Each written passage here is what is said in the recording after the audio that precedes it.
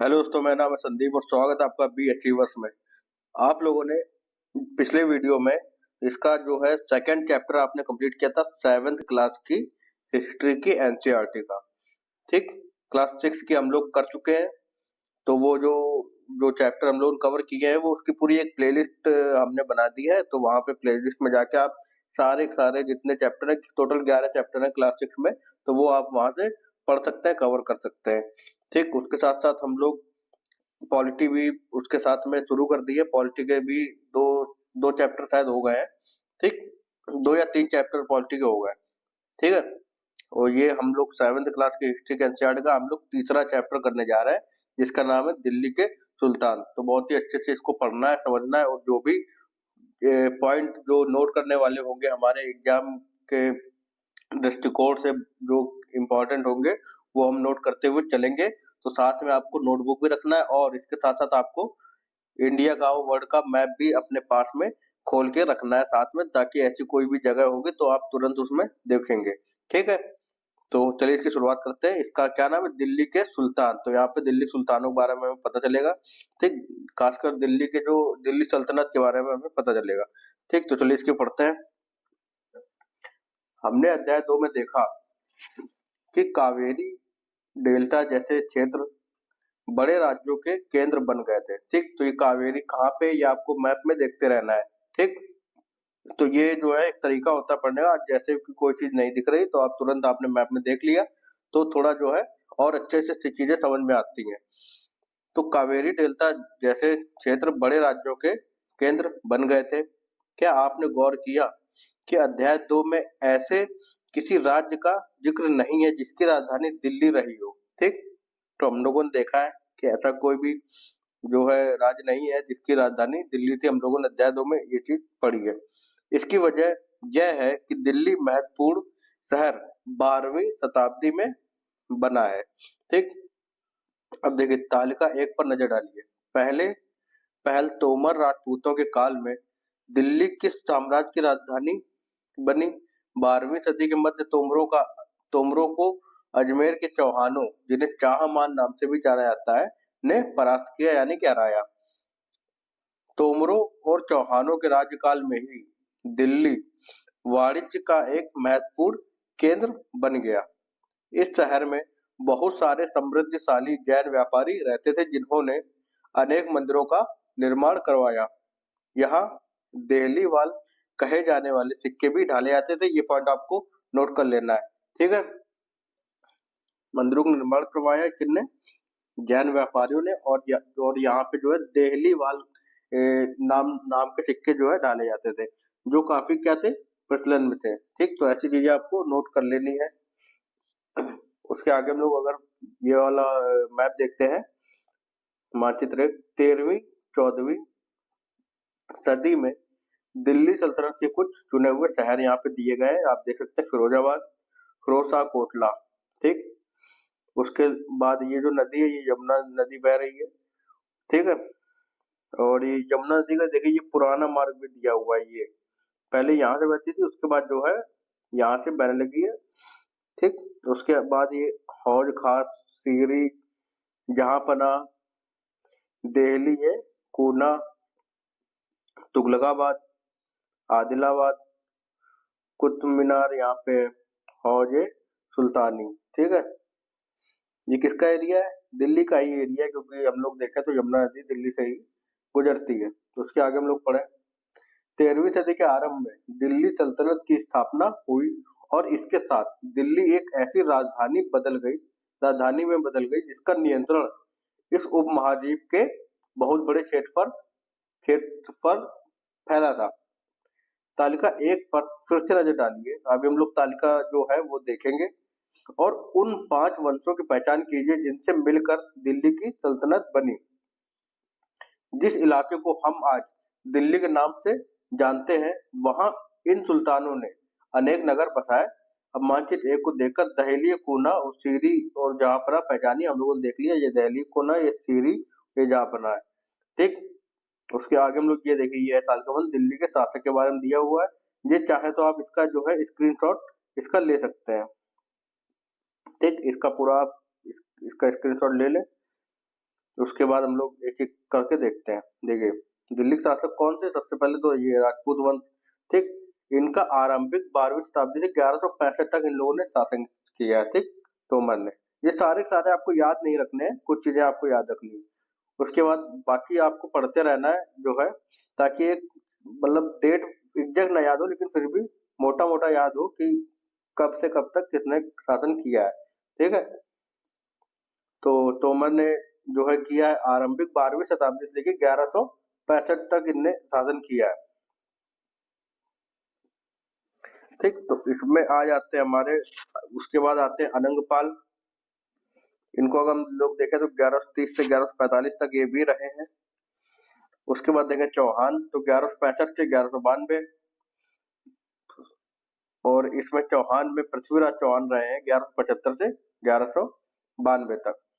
ठीक, तो यानी कि ये हमारे शासक रहे चौहान तक। उसके बाद देखें प्रारंभिक तुर्की शासक 1206 से 1290, तो कुतुबुद्दीन ऐबक रहे 1206 से 1210 तक। उसके बाद हमारे आए इल्तुतमिश। ठीक, इनका पूरा नाम क्या है? शमसुद्दीन इल्तुतमिश का नाम है, ये आपको याद रखना है पूरा नाम क्या है। ठीक, 1210 से 1236 तक ये रहे। उसके बाद रजिया सुल्तान 1236 से 1240। ठीक, तो ये रजिया भी जो है एक इम्पोर्टेंट है, क्योंकि ये एक महिला शासक है। ठीक, तो ये एक अपवाद के रूप में देखा जाता है कि भाई महिलाओं को जहाँ इतनी वो आजादी वगैरह नहीं थी, उसके बावजूद जो है रजिया सुल्तान शासक बनती है, तो ये जो है एक इम्पोर्टेंट हो जाता है। वो भी सिर्फ 4 साल ही शासन किया है। ठीक, उसके बाद गयासुद्दीन बलबन 1266 से 1287 तक। ठीक, और ये देखें ये क्या है? ये इल्तुतमिश का मकबरा ये बना हुआ है, ये आप देख सकते हैं। ठीक, उसके अलावा अगर हम लोग देखें खिलजी वंश के बारे में, 1290 से 1320 तक जो है हमारा क्या रहा है? खिलजी वंश रहा है। उसमें शासक जो थे जलालुद्दीन खिलजी 1290 तक, 1290 से 1296 तक, और अलाउद्दीन खिलजी रहे हैं 1296 से 1316 ईस्वी तक। ठीक, उसके बाद तुगलक वंश आता है हमारा, ये चलता है 1320 से 1414 ईस्वी तक। तो इसमें जो शासक है वह हमारा गयासुद्दीन तुगलक 1320 से 1324, मोहम्मद तुगलक 1324 से 1351, और फिरोज शाह तुगलक 1351 से 1388। ठीक, तो ये चीजें आपको याद रखनी है कि कौन पहले आया कौन बाद में आया, इनका कई बार एग्जाम में क्रम पूछ लेता है। ठीक, तो ये आपको ये नोट कर लेना और याद रखना है। उसके बाद देखिए, ये देखिए अलाई दरवाजा बना हुआ है, ये देख सकते हैं इसकी। उसके बाद आगे हम लोग देखें सैयद वंश 1414 से 1451 तक। ये हमारा जो है सैयद वंश है, इसमें जो शासक है खिज्र खां, इन्होंने शासन किया है 1414 से लेके 1421 ईस्वी तक। उसके बाद आया हमारा लोधी वंश, तो इसमें जो शासक हैं वह है बहलोल लोधी, और इनने शासन किया है 1451 से 1489 तक। ठीक, तो ये आपको सीक्वेंस भी याद होना चाहिए, कब कौन सा वंश आया है। ठीक है, वंश का क्रम आपको याद रखना है। और खिलजी वंश, तुगलक वंश, सैयद वंश, लोधी वंश, ये आपको इनका सीक्वेंस याद रखना है, और इनके शासकों का भी। उसके आगे अगर हम लोग पढ़े दिल्ली के सुल्तानों के बारे में जानकारी कैसे है, तो इसके बारे में हम लोग देखते हैं। हालांकि अभिलेख, सिक्कों और स्थापत्य यानी कि भवन निर्माण कला को क्या बोलते हैं? स्थापत्य बोलते हैं, के माध्यम से काफी सूचना मिलती है, मगर और भी महत्वपूर्ण वे इतिहास, तारीख यानी कि एक वचन, तवारीख जो है वह बहुवचन है। तो तारीख है वह एक वचन है, मतलब कि एक कोई तारीख होगी। तवारीख यानी कि इसी का बहुवचन यानी कि प्लूरल। ठीक है, जो सुल्तानों के शासन काल में प्रशासन की भाषा फारसी में लिखे गए थे। ठीक, तो प्रशासन की भाषा क्या थी? फारसी थी, किसके? सुल्तानों के शासन काल में। उसके आगे हम लोग देखें अगर, देखिए ये चित्र जो पहला चित्र दिया हुआ है ये वाला, इसमें पांडुलिपि को तैयार करने के 4 चरण है। कागज तैयार करना, लेखन कार्य करना, और महत्वपूर्ण शब्दों और अनुच्छेदों की ओर ध्यान आकर्षित करने के लिए सोने को पिघलाकर उसका प्रयोग करना, और जिल्द तैयार करना।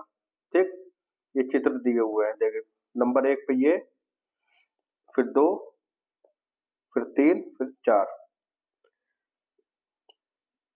तवारीख के लेखक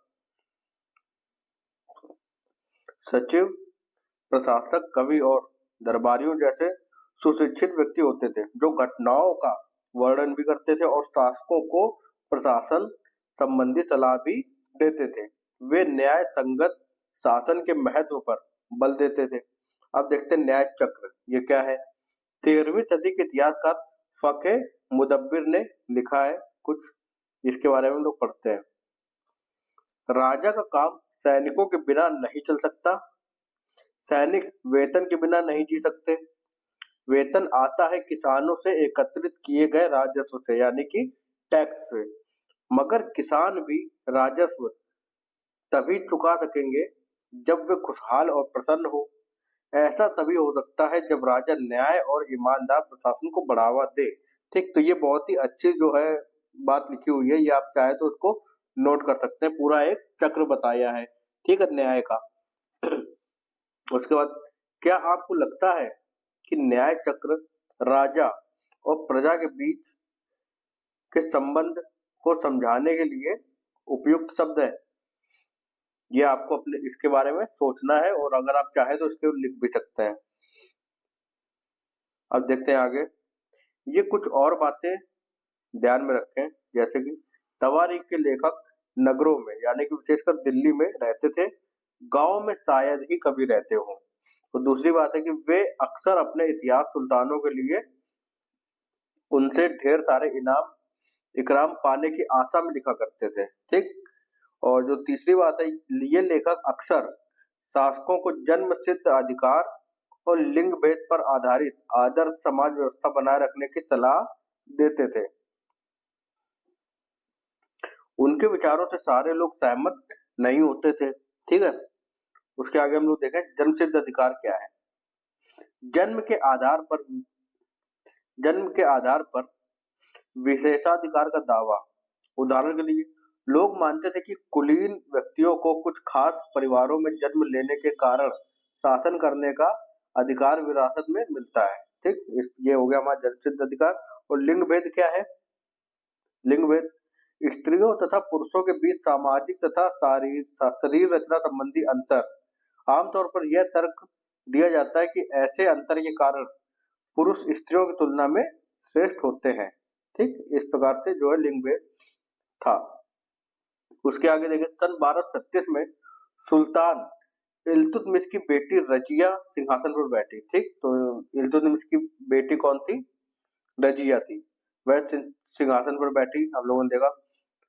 उस युग के इतिहासकार मिन्हाज सिराज, ये आपको नाम याद रखना है, मिन्हाज सिराज कौन थे? उस समय के इतिहासकार थे। ने स्वीकार किया है कि वह अपने सभी भाइयों से अधिक योग्य और सक्षम थी, यानी कि ये जो रजिया थी, इसके जो भाई थे इन सबसे जो है कुशल थी।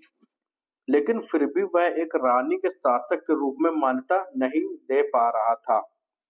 कौन? इतिहासकार। दरबारी जन भी इसके स्वतंत्र रूप से शासन करने की कोशिशों से प्रसन्न नहीं थे, क्योंकि वह एक स्त्री थी, तो उस प्रकार से उसको सोचते थे कि यह स्त्री होके हम पुरुषों से श्रेष्ठ कैसे हो सकती है, शासन कैसे चला सकती है। ठीक, सन 1240 में उसे सिंहासन से हटा दिया गया। ठीक, इसके बारे में आगे की क्लास में हम लोग और अच्छे से भी इसके बारे में पढ़ेंगे। ठीक है, रजिया के बारे में मिन्हाज सिराज के विचार क्या है, ये आपको जो है बहुत ध्यान समझना है, और जो भी आपको नोट करने लायक चीजें लगे वो नोट कर लेना है। मिन्हाज सिराज का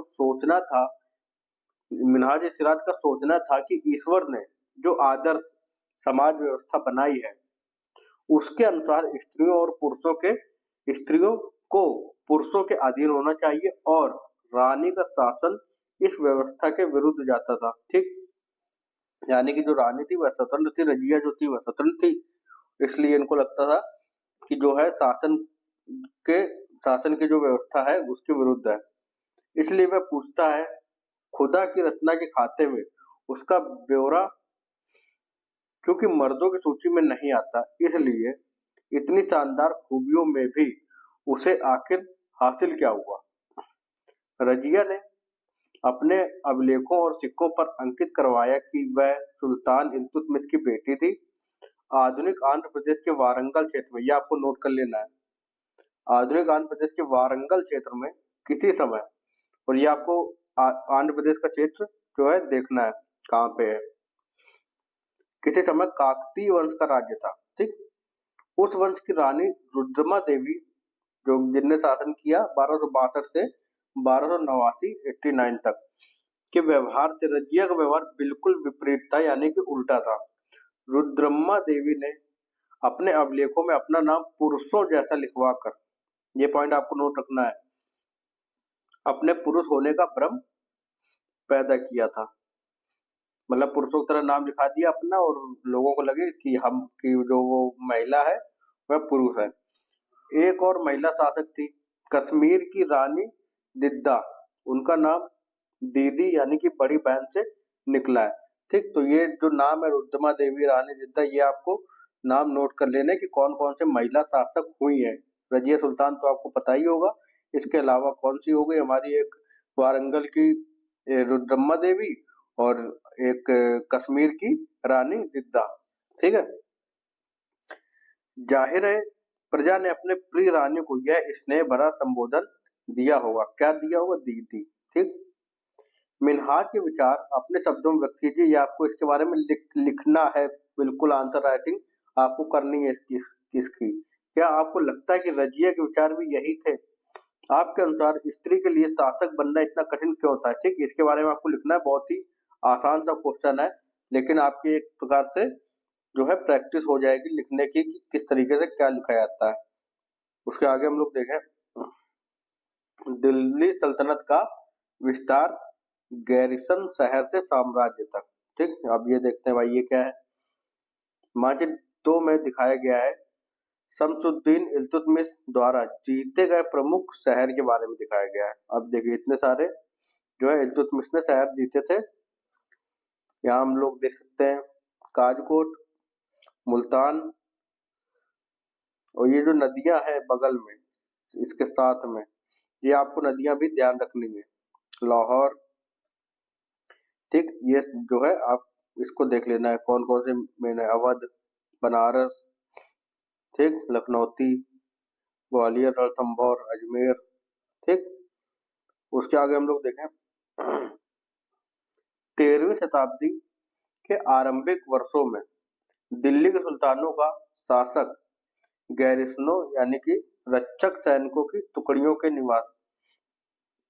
ठीक, तो गैरिसनों क्या होता है ये आपको यहाँ से पता चलेगा, रक्षक सैनिकों की टुकड़ियां होती हैं, उनको बोलते हैं गैरिसनों, ये आपको नोट कर लेना है, के निवास के लिए बने मजबूत किलेबंद शहरों से परे शायद ही कभी फैला हो। शहरों से संबंध लेकिन उनसे दूर भीतरी प्रदेशों पर उनका नियंत्रण ना के बराबर था।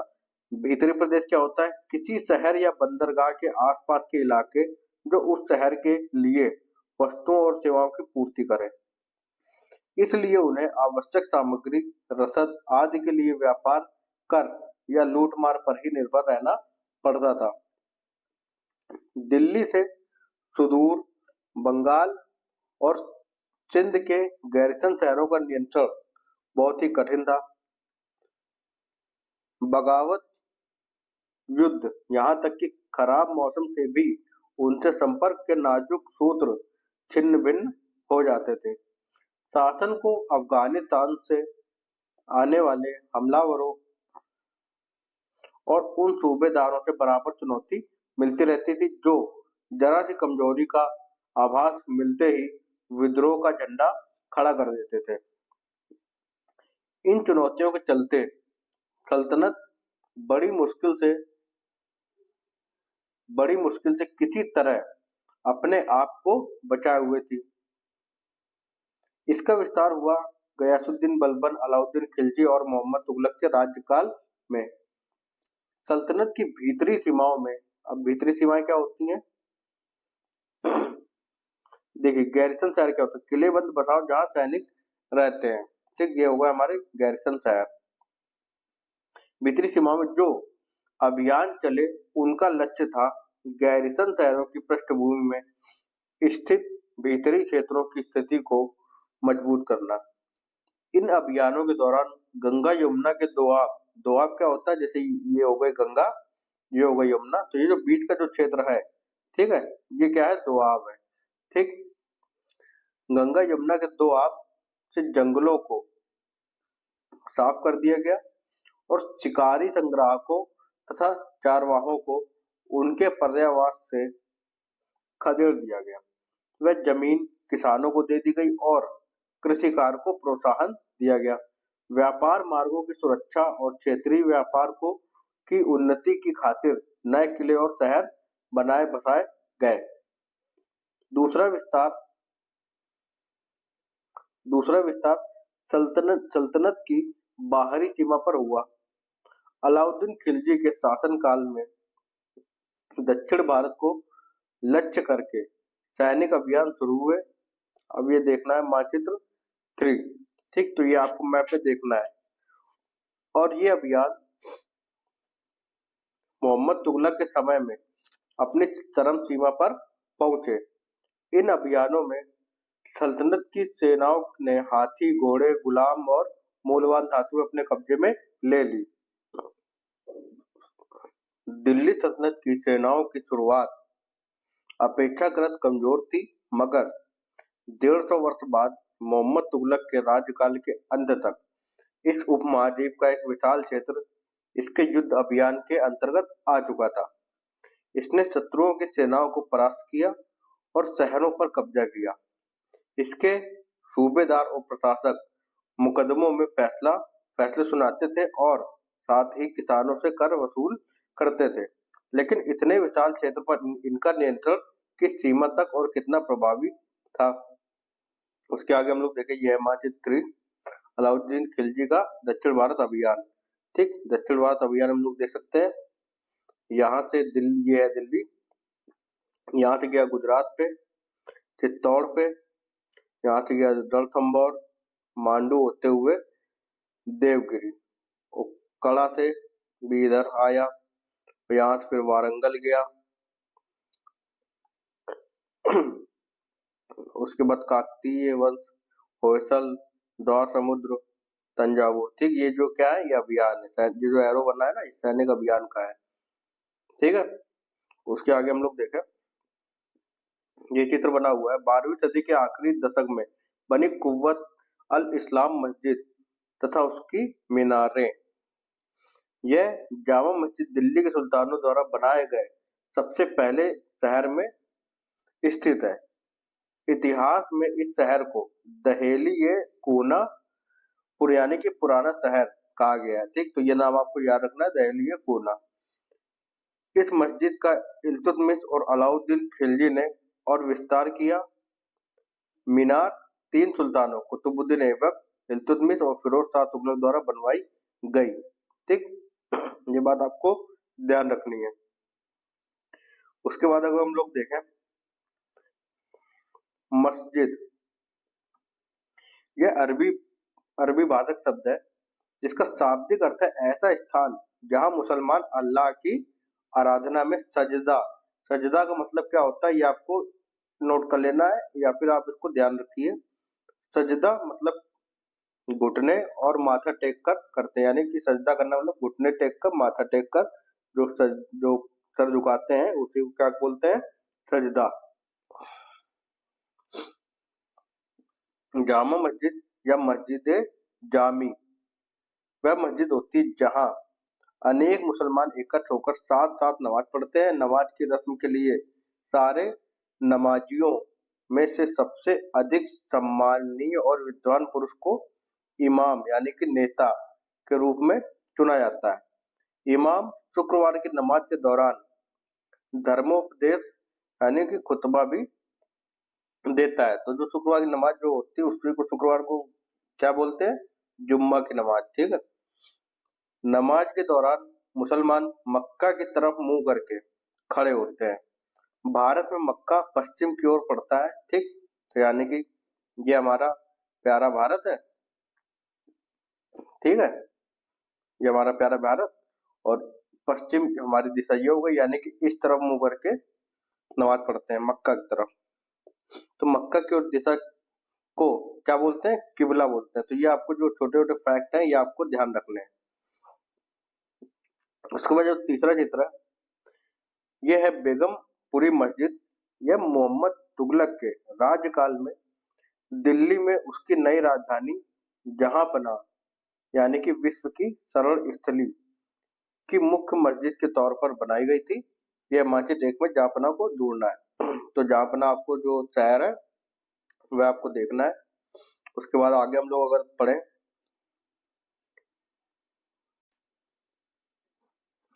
दिल्ली के सुल्तानों ने सारे उपमहाद्वीप के अनेक शहरों में मस्जिदें बनवाई। इससे उनके मुसलमान और इस्लाम के रक्षक होने के दावे को बल मिलता था। ठीक है। समान आचार संहिता और आस्था का पालन करने वाले श्रद्धालुओं के परस्पर एक समुदाय से जुड़े होने का बोध उत्पन्न करने में भी मस्जिदें सहायक थी। एक समुदाय का अंग होने के बोध को प्रबल करना जरूरी था, क्योंकि मुसलमान अनेक भिन्न भिन्न प्रकार की पृष्ठभूमियों से आते थे। ठीक। तो ये जो चित्र बना हुआ है, मोट की मस्जिद सिकंदर लोदी के शासनकाल में यह उसके मंत्री द्वारा बनवाई गई थी। कौन सी? मोट की मस्जिद, ये आपको ध्यान रखना है। उसके अलावा अगर हम देखें तो चित्र नंबर 5 में जमाली कमाली की मस्जिद है। ये 1520 के दशक के आखिरी दिनों में निर्मित, यानी कि 1520 के आखिरी दशक में बनवाई गई थी। ठीक। उसके अलावा अगर हम लोग देखें चित्र 2, 3, 4 और 5 की तुलना कीजिए। इन मस्जिदों की समानताएं और असमानताएं दूर निकालने की कोशिश कीजिए। ठीक, ये आपको करना है। उसके बाद 3, 4 और 5 में स्थापत्य की उस परंपरा का विकास दिखाई देता है जिसकी चरम सीमा हमें दिल्ली में शाहजहां की मस्जिद में दिखाई देती है। अध्याय 5 में चित्र 7 को देखें। ठीक, तो जब हम लोग अध्याय 5 पढ़ेंगे तब देखेंगे। उसके आगे हम लोग देखें खलजी और तुगलक वंश। ठीक, यानी खिलजी और तुगलक वंश के अंतर्गत प्रशासन और समेकन, यानी नजदीक से एक नजर। ठीक, इसके बारे में देखते हैं। दिल्ली सल्तनत जैसे विशाल साम्राज्य के समेकन के लिए विश्वसनीय सूबेदारों तथा प्रशासकों की जरूरत थी। दिल्ली के आरंभिक सुल्तान विशेषकर इल्तुतमिश सामंतों और जमींदारों के स्थान पर अपने विशेष गुलामों को सूबेदार नियुक्त करना अधिक पसंद करते थे। इन गुलामों को फारसी में बंदगा कहा जाता है। ठीक, ये आपको याद रखना है कि जो जो गुलाम थे उनको फारसी में क्या कहा जाता है? बंदगा। तथा इन्हें सैनिक सेवा के लिए खरीदा जाता था। उन्हें राज्य के कुछ बहुत ही महत्वपूर्ण राजनीतिक पदों पर काम करने के लिए बड़ी सावधानी से प्रशिक्षित किया जाता था। वे क्योंकि पूरी तरह अपने मालिक पर निर्भर होते थे, इसलिए सुल्तान भी विश्वास करके उन पर निर्भर हो सकते थे। ठीक, उसके आगे हम लोग देखें बेटों से बढ़कर गुलाम। सुल्तानों को सलाह दी जाती थी, जिस गुलाम को हमने पाला पोसा और आगे बढ़ाया है उसकी हमें देखभाल करनी चाहिए, क्योंकि तकदीर अच्छी हो तभी पूरी जिंदगी में कभी कभी ही योग्य और अनुभवी गुलाम मिलता है। बुद्धिमानों का कहना है कि योग्य और अनुभवी गुलाम बेटे से भी बढ़कर होता है। क्या आपको गुलाम को बेटे से बढ़कर मानने का कोई कारण समझ में आता है? ये आपको इसके बारे में सोचना है। उसके आगे हम लोग पढ़े खलजी तथा तुगलक शासक बंदगा का इस्तेमाल करते रहे। बंदगा मतलब जो जिसको गुलाम बोलते थे। ठीक, साथ ही अपने पर आश्रित निम्न वर्ग के लोगों को भी ऊंचे राजनीतिक पदों पर बैठाते रहे। ऐसे लोगों को सेनापति और सूबेदार जैसे पद दिए जाते थे, लेकिन इससे राजनीतिक अस्थिरता भी पैदा होने लगी। अस्थिरता का मतलब है कि राजनीतिक उथल पुथल। ठीक है। उसके आगे हम लोग देखें गुलाम और आश्रित अपने मालिकों और संरक्षकों के प्रति तो वफादार रहते थे, मगर उनके उत्तराधिकारियों के प्रति नहीं। नए सुल्तानों के अपने नौकर होते थे। फलस्वरूप किसी नए शासक के सिंहासन पर बैठते ही प्रायः नए और पुराने सरदारों के बीच टकराहट शुरू हो जाती थी। ठीक, सुल्तानों द्वारा निचले तबके के लोगों को संरक्षण दिए जाने के कारण उच्च वर्ग के कई लोगों को गहरा धक्का भी लगता था और फारसी तवारीख के लेखकों ने निचले खानदान के लोगों को ऊंचे पदों पर बैठाने के लिए दिल्ली के सुल्तानों की आलोचना भी की है। उसके आगे हम लोग देखें आश्रित का मतलब जो किसी अन्य व्यक्ति के संरक्षण में रहता हो, उस पर निर्भर हो, तो उसको क्या बोलते हैं? आश्रित। ठीक, उसके आगे हम लोग अगर पढ़ें सुल्तान मोहम्मद तुगलक के अधिकारी जन, ठीक, उसके अलग अधिकारी लोग थे, कौन थे वो देखते हैं। सुल्तान मोहम्मद तुगलक ने अजीज कुमार नामक कलाल यानी कि शराब बनाने और बेचने वाला, ठीक, ये आपको नोट कर लेना है पॉइंट कि शराब बेचने और बनाने वाले को क्या कलाल बोला है। ठीक, ये है कलाल हमारा। उसके बाद फिरोज हज्जाम नामक नाई, ठीक, नाई। उसके बाद मनका तब्बाक नामक बावर्ची, ठीक है, और लड्ढा तथा पीरा नामक मालियों को ऊंचे प्रशासनिक पदों पर बैठाया था। ठीक, तो ये नाम जो है आपको याद रखने हैं। 14वीं शताब्दी के मध्य के इतिहासकार जियाउद्दीन बर्नी ने इन नियुक्तियों का उल्लेख सुल्तान के राजनीतिक विवेक के नाश और शासन करने की अक्षमता के उदाहरणों के रूप में किया है। उसके आगे हम लोग पढ़ें आपके ख्याल से बर्नी ने सुल्तान की आलोचना क्यों की थी, ये आपको बताना है। उसके आगे देखते हैं पहले वाले सुल्तानों की ही तरह खिलजी और तुगलक शासकों ने भी सेना नायकों को भिन्न भिन्न आकार के इलाकों के सूबेदार के रूप में नियुक्त किया। ये इलाके इक्ता कहलाते थे और इन्हें संभालने वाले अधिकारी इक्तदार या मुफ्ती कहे जाते थे। ये आपको नोट कर लेना है। ठीक है, इलाके जो थे वह इक्ता कहलाते थे और इनको जो संभालने वाले जो अधिकारी थे वह इक्तदार या मुफ्ती कहे जाते थे। मुफ्ती का फर्ज था सैनिक अभियानों का नेतृत्व करना और अपने इक्तों में कानून और व्यवस्था बनाए रखना। अपनी सैनिक सेवाओं के बदले वेतन के रूप में मुफ्ती अपने इलाकों से राजस्व की वसूली किया करते थे। राजस्व के रूप में मिली रकम से राजस्व के रूप में जो रकम मिलती थी उससे ही वे अपने सैनिकों को भी तनख्वाह देते थे। मुफ्ती लोगों पर काबू रखने का सबसे प्रभावी तरीका यह था कि उनका पद वंश परंपरा से न चले और उन्हें कोई भी इक्ता थोड़े थोड़े समय के लिए ही मिले, जिसके बाद उनका स्थानांतरण कर दिया जाए। सुल्तान अलाउद्दीन खिलजी और मोहम्मद तुगलक के शासनकाल में नौकरी के इन कठोर नियमों का बड़ी सख्ती से पालन होता था। मुफ्ती लोगों द्वारा एकत्रित किए गए राजस्व की रकम का हिसाब लेने के लिए राज्य द्वारा लेखा अधिकारी नियुक्त किए जाते थे। इस बात का ध्यान रखा जाता था कि मुफ्ती राज्य द्वारा निर्धारित कर ही वसूले और तय संख्या के अनुसार सैनिक रखें। जब दिल्ली के सुल्तान शहरों से दूर आंतरिक इलाकों को भी अपने अधिकार में ले आए तो उन्होंने भूमि के स्वामी सामंतों और अमीर जमींदारों को भी अपनी सत्ता के आगे झुकने को बाध्य कर दिया। अलाउद्दीन खिलजी के शासनकाल में भू राजस्व के निर्धारण और वसूली के कार्य को राज्य अपने नियंत्रण में ले आया। स्थानीय सामंतों से कर लगाने का अधिकार छीन लिया गया, बल्कि स्वयं उन्हें भी कर चुकाने को बाध्य किया गया।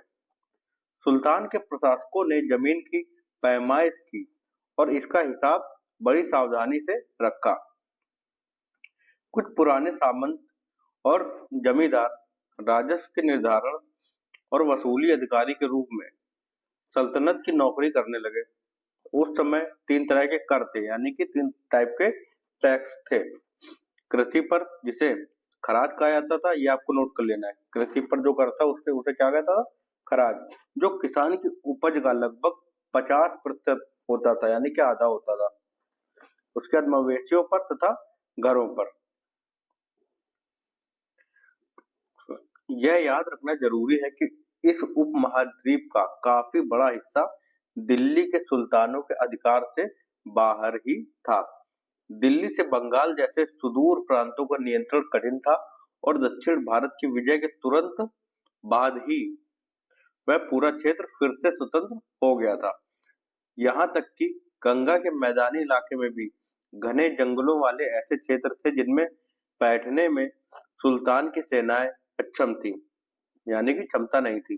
स्थानीय सरदारों ने इन क्षेत्रों में अपना शासन जमा लिया। अलाउद्दीन खिलजी और मोहम्मद तुगलक इन इलाकों पर जोर जबरदस्ती अपना अधिकार जमा तो लेते थे, पर वह अधिकार कुछ ही समय तक रह पाता था। सरदार और उनकी किलेबंदी, इसके बारे में पढ़ते हैं। अफ्रीकी देश मोरक्को से 14वीं सदी में भारत आए यात्री इब्न बतूता, ये आपको नाम याद रखना है। अफ्रीका का एक देश है मोरक्को, ठीक। और मोरक्को कहाँ है, ये आपको अपने मैप में अफ्रीका में जाना है और अफ्रीका में आपको मोरक्को कंट्री को ढूंढना है, ठीक। वहां से आया था इब्न बतूता। बतलाया है कि सरदार कभी कभी चट्टानी ऊबड़ खाबड़ पहाड़ी इलाकों में किले बनाकर रहते थे और कभी कभी बांस के झुरमुटों में।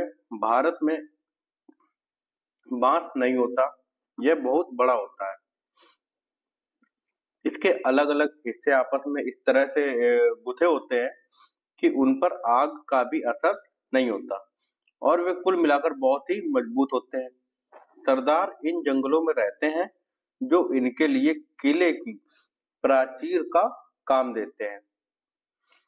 इस दीवार के घेरे में ही उनके मवेशी और फसल रहते हैं, ठीक। फसलें रहती, अंदर ही पानी भी उपलब्ध रहता है, अर्थात वहां एकत्रित हुआ वर्षा का जल, ठीक। जो पानी है वह कैसे रहता है, जो वर्षा का जल है उसको इकट्ठा कर लेते हैं। इसलिए उन्हें प्रबल बलशाली सेनाओं के बिना हराया नहीं जा सकता। ये सेनाएं जंगल में घुसकर खास तौर से तैयार किए गए औजारों से बांसों को काट डालती हैं। अब ये सरदारों की रक्षा व्यवस्था का वर्णन कीजिए, इसके बारे में आपको बताना है। उसके आगे हम लोग देखते हैं। चंगेज खान के नेतृत्व में मंगोलों ने 1219 में उत्तर पूर्वी ईरान में, उत्तर पूर्वी मतलब दिशा बताई थी हमने आपको। उत्तर पूर्वी हमारा ये उत्तर नॉर्थ हो गया, ये हो गया हमारा वेस्ट और ये हो गया ईस्ट। तो उत्तर पूर्वी हमारा क्या हो गया, ये हो गया उत्तर पूर्वी, ठीक। तो उत्तर पूर्वी ईरान में, ठीक, यानी कि ईरान का उत्तर पूर्वी हिस्सा। ट्रांस ऑक्सियाना यानी कि आधुनिक उज्बेकिस्तान, यानी कि इसका जो नाम है बहुत ही आपको ध्यान से इसको नोट कर लेना है, पढ़ना है। ट्रांस ऑक्सियाना, ठीक, जो यानी कि अभी का जो उज्बेकिस्तान है, पर हमला किया और इसके शीघ्र बाद ही दिल्ली सल्तनत को उनका दावा झेलना पड़ा। अलाउद्दीन खिलजी और मोहम्मद तुगलक के शासन कालों के आरंभ में दिल्ली पर मंगोलों के दावे बढ़ गए। इससे मजबूर होकर दोनों ही सुल्तानों को एक विशाल स्थानीय सेना खड़ी करनी पड़ी। इतनी विशाल सेना को संभालना प्रशासन के लिए भारी चुनौती थी। अब भाई सेना बड़ी होगी तो भाई उसको संभालना भी तो पड़ेगा ना, तो उसके प्रशासन के लिए एक चुनौती थी इसको संभालना। तो आइए देखें कि दोनों सुल्तानों ने, यानी कि खिलजी और तुगलक के जो सुल्तान थे, उन दोनों सुल्तानों ने इस चुनौती का सामना कैसे किया, इसको हम लोग देखते हैं। तो चलिए देखते हैं। देखिए यहाँ पे एक तरफ दिया गया है अलाउद्दीन खिलजी और दूसरी तरफ दिया गया है मोहम्मद तुगलक। इन दोनों ने कैसे अपनी सेना को संभाला है इसके बारे में वर्णन दिया गया, तो इसको एक एक करके पढ़ते हैं। सबसे पहले अलाउद्दीन खिलजी के बारे में। दिल्ली पर 2 बार हमले हुए, 1299 1300 में और 1302 से 1303 में। इनका सामना करने के लिए अलाउद्दीन खिलजी ने एक विशाल स्थायी सेना खड़ी की, ठीक। दूसरी तरफ मोहम्मद तुगलक के बारे में अगर हम लोग देखें, मोहम्मद तुगलक के शासन के प्रारंभिक वर्षों में सल्तनत पर हमला हुआ, मंगोल सेना परास्त हो गई। मोहम्मद तुगलक को अपनी सेना की शक्ति और अपने संसाधनों पर इतना विश्वास था कि उसने ट्रांस ऑक्सियाना पर आक्रमण की योजना बना ली। ठीक, एक स्थायी सेना तैयार करना उसका आक्रामक कदम था। ठीक, ये जो ट्रांस ऑक्सियाना है इसके बारे में हम लोगों ने ऊपर पढ़ा है। उसके बाद हम लोग देखें अलाउद्दीन खिलजी के बारे में। अलाउद्दीन खिलजी ने अपने सैनिकों के लिए सीरी नामक एक नया गैरिसन शहर बनाया। ये मानचित्र एक में इसको आपको ढूंढना है तो आपको इसको देख लेना है। उसके आगे हम लोग तुगलक के बारे में देखें तो नया गैरिसन शहर बनाने के स्थान पर दिल्ली के 4 शहरों में से सबसे पुराने शहर दिल्ली या पूना को निवासियों से खाली करवाकर वहां सैनिक छावनी बना दी गई। पुराने शहर के निवासियों को दक्षिण में बनी नई राजधानी दौलताबाद भेज दिया गया। ये किसने किया है? तुगलक शासक ने, मोहम्मद तुगलक ने। उसके आगे हम लोग देखें अलाउद्दीन खिलजी के समय सैनिकों के पेट भरने की समस्या को गंगा यमुना के बीच की भूमि से कर के रूप में यानी कि टैक्स के रूप में खेती की पैदावार इकट्ठी करके हल किया गया। किसानों की पैदावार का 50% हिस्सा कर के तौर पर तय कर दिया गया, यानी कि आधा हिस्सा टैक्स में दिया जाने लगा। उसके बाद तुगलक के में देखें तो सेना को खिलाने के लिए उसी इलाके से खाद्यान्न इकट्ठा किया गया, लेकिन सैनिकों की विशाल संख्या की जरूरतें पूरी करने के लिए सुल्तान ने अतिरिक्त कर भी लगाए। ठीक, एक्स्ट्रा टैक्स लगाए। इसी दौरान उस क्षेत्र में अकाल भी पड़ा। अकाल मतलब बिल्कुल भुखमरी पड़ गई। ठीक है, बिल्कुल इस तरीके की चीजें होने लगी।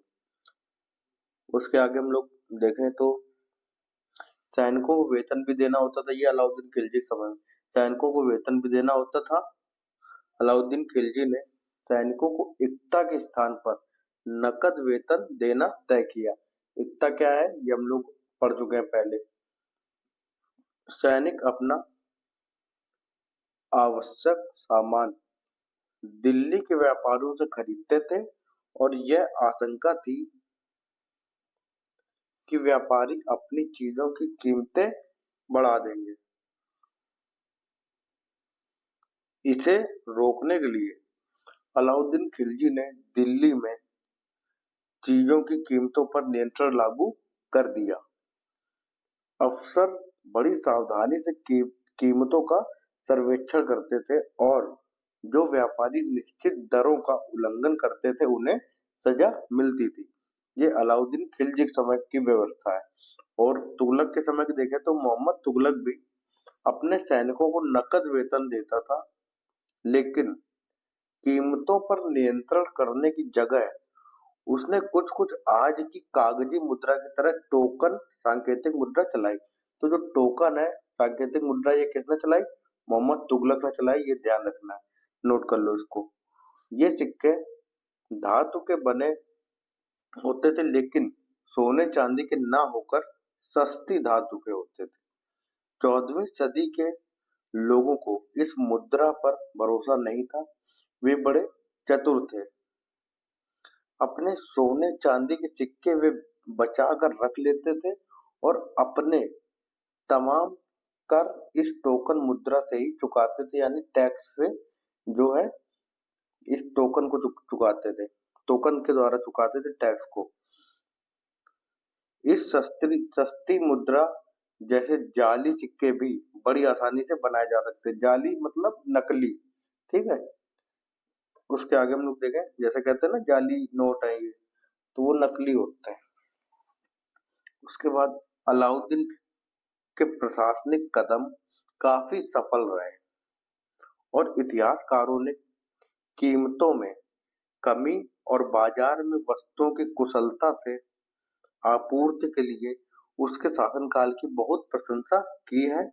मंगोल आक्रमणों के खतरे का भी उसने सफलतापूर्वक सामना किया। किसने? अलाउद्दीन खिलजी ने। उसके बाद मोहम्मद तुगलक द्वारा जो उठाए गए प्रशासनिक कदम बेहद असफल रहे। कश्मीर पर उसका आक्रमण पूरी तरह विफल रहा। तब उसने तुरान पर हमला करने का इरादा छोड़ दिया, अपनी विशाल सेना को भंग कर दिया।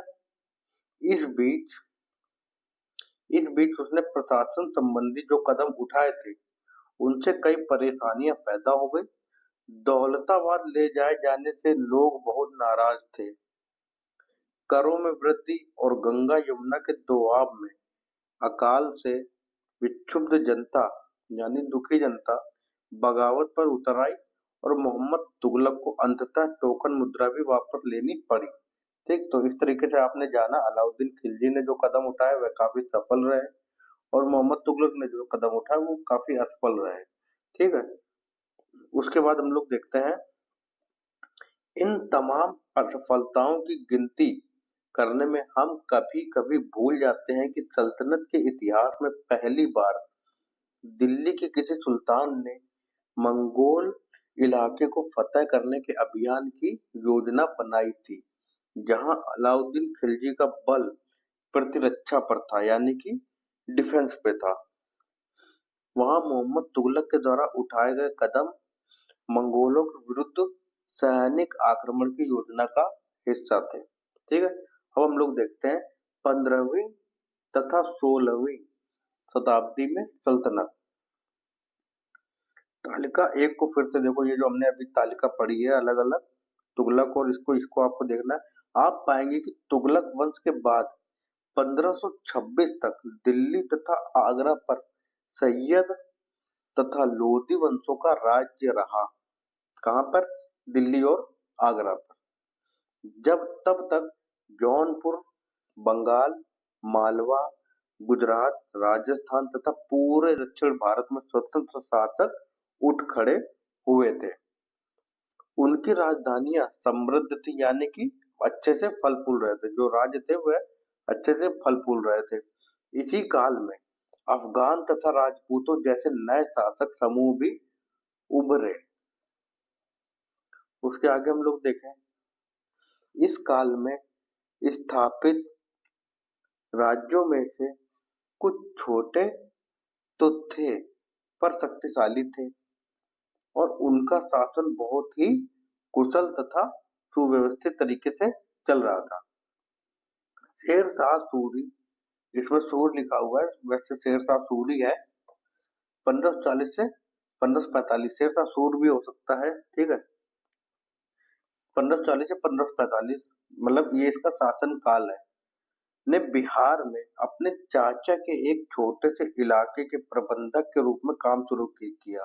किसने? शेरशाह सूर ने। और आगे चलकर उसने इतनी उन्नति की कि मुगल सम्राट हुमायूं हुमायूं ने कब शासन किया? 1530 से 1540 और 1555 से 1556। ठीक है, ये आपको ध्यान रखना है। आप चाहे तो नोट भी कर सकते हैं इसको। तक को चुनौती दी और परास्त किया। किसने? शेरशाह सूर ने। शेरशाह ने दिल्ली पर अधिकार करके स्वयं अपना राजवंश स्थापित किया। हालांकि सूरी वंश ने केवल 15 वर्ष यानी कि 1540 से 1555 शासन किया सूरी वंश ने। ठीक, लेकिन इसके प्रशासन ने अलाउद्दीन खिलजी वाले कई तरीकों को अपनाकर उन्हें भी चुस्त बना दिया। महान सम्राट अकबर, इसने कब शासन किया? इसने 1556 से 1605 लिखा हुआ है इसमें। ठीक है, तो महान सम्राट अकबर ने जब मुगल साम्राज्य को समेकित किया तो उसने अपने प्रतिमान के रूप में शेरशाह की प्रशासन व्यवस्था को ही अपनाया था। ठीक, तो ये पॉइंट जो है आपको नोट कर लेना है। किसने अपनाया था? अकबर ने शेरशाह की जो है प्रशासन व्यवस्था को अपनाया था। ये क्वेश्चन आपसे डायरेक्ट एग्जाम में पूछा जा सकता है।